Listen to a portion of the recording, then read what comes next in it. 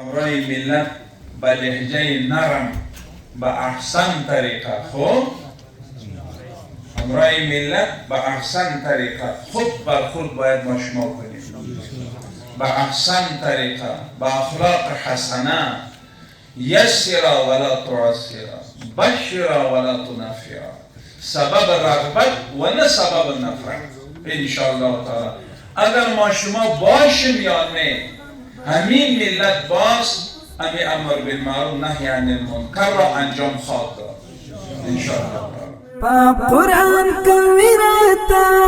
امر پونی کوي تل نه لا بديو تل نه